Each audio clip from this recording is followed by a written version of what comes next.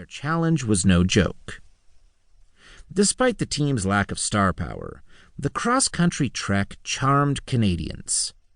Though the codified version of the sport was only 3 decades old, passion for hockey had swept the nation since Lord Stanley had donated the cup, and was only intensifying. But there was more to the enthusiasm for the underdogs from the Yukon than a love of the game. The Klondike Gold Rush was over, but people continued to romanticize the North. And the long journey from that faraway land to the nation's capital fit into that mystique. All along the route, fans had cheered the Yukon team. And it was no different in the home of the champions, where the Citizen reported, "The matches are creating the greatest interest of any Stanley Cup contests yet played in Ottawa." At 4:45 on January 11th, 1905, 3.5 weeks after leaving Dawson City, the hockey players stepped off the train and onto the platform at Ottawa's Central Station, where a large and appreciative crowd gave them a right hearty reception. Bob Shillington, the manager of the cup-holding team, and other club executives led the players away to the Russell House. A throng overflowed the hotel's rotunda in hopes of catching a glimpse of the exotic visitors. But the cordial welcome didn't mean the hosts were about to grant Dawson's request for a 1-week postponement before starting the best-of-3 series. Meanwhile, the challengers denied a newspaper report that they default the series opener and focus on the second and third matches rather than play unprepared. The first game would go ahead as scheduled, with Earl Grey, the new Governor-General, facing the puck at 8:30 p.m. on Friday the 13th.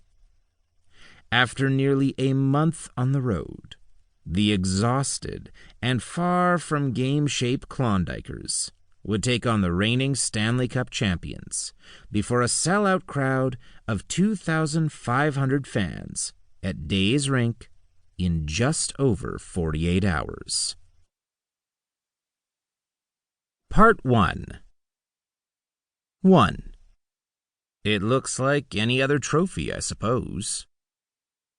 Still just 20 years old, the boyishly handsome and clean-cut Weldon Champness Young was already a veteran star with the Ottawa Hockey Club when he went to the Russell House for a formal banquet. The March 1892 evening, hosted by the Ottawa Amateur Athletic Club, was to celebrate his team's season. So it was fitting that when Weldy, as everyone called him, and the other guests sat down at the elegant place settings, they found menu cards that told 2 tales. One side, as usual, set out the fine fare the hotel would serve that Friday night. The other showed the names of the OHC players and an account of another impressive season. In 10 matches that winter, the squad had won 9 times, scoring 53 goals and allowing only 19. This was the record, according to the Evening Journal, of a genuine amateur team playing for pure love of sport and treating all comers as they wished to be treated themselves. More than 75 sportsmen had gathered in the dining room to honor the players, but by the end of the night, they'd have something else to cheer about. Located a short walk from Parliament Hill, on the southeast corner of Sparks and Elgin Streets, the 5-story Russell House was the city's finest hotel.